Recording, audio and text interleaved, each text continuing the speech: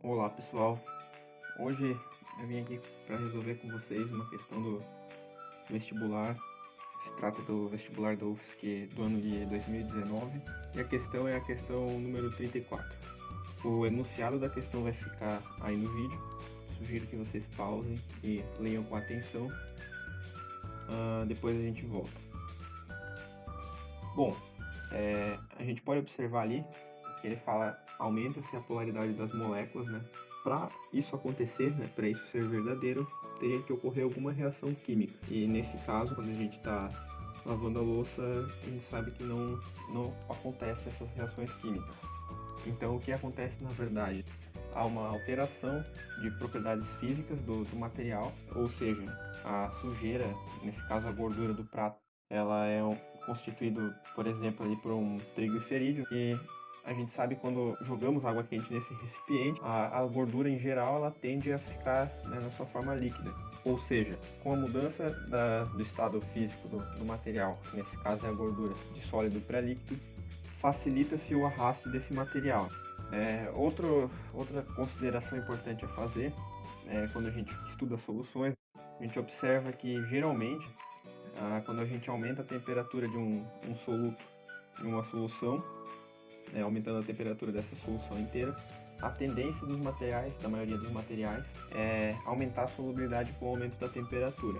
Existem algumas exceções, que nem o sulfato de césio, entretanto, a maioria dos materiais tem a sua solubilidade aumentada com o aumento da temperatura, que é um outro fator que facilita a remoção da gordura. Com isso, a gente conclui que a afirmativa 1 ela é, portanto, falsa. Passando para a afirmativa 2, então, a gente observa que surfactantes em geral eles têm essa característica. Tem uma parte da molécula que é polar e outra parte apolar. Essa parte, então, polar é chamada muitas vezes de cabeça e a parte apolar de cauda. E, inclusive, esse é um dos objetivos do surfactante, pegar materiais que são apolares e conseguir levar junto com materiais polares e vice-versa. Então a água vai interagir ali com a parte polar, né? Que seria a cabeça no caso, do, da molécula de dodecil sulfato de sódio, e os triglicerídeos com a parte apolar. Então a gente pode considerar que essa afirmativa 2 ela é verdadeira. Passando para a afirmativa de número 4, bom, nesse caso aqui a gente já pode observar uma incongruência, porque não se tratam de ligações químicas, né, no caso, e sim de interações intermoleculares, porque para haver ligações, né, iônicas ou covalentes, aqui no caso, como a afirmativa diz, precisaria ocorrer uma reação química. E o que a gente observa aqui é uma interação intermolecular. Na parte aqui da cauda, principalmente, a gente observa a interação então com o triglicerídeo, principalmente a interação do tipo dispersão de London, e na parte da cabeça aqui, nesse caso aqui é um surfactante aniônico, a gente pode ter interações então intermoleculares do tipo íon dipolo. Então a afirmativa 4 também é falsa. Na afirmativa 8, então, ele discute a hibridização. Nesse caso aqui, ele fala que a molécula do triglicerídeo mostrada no enunciado possui insaturações em átomos de carbono, com hibridização sp, que permite sua interação direta e efetiva com as moléculas de água, tornando-as hidrofílicas. A gente observa aqui que ele diz que a hibridização é sp, mas a gente observa aqui na molécula de triglicerídeo que todas as ligações aqui são duplas, né? As insaturações, nesse caso aqui, são do tipo dupla, e isso nos dá então uma hibridização do tipo sp2 e não sp. Para a gente ter uma hibridização do tipo sp, teria que ter alguma ligação tripla. Então essa afirmativa aqui também está equivocada, então a gente pode considerar a 8 também incorreta.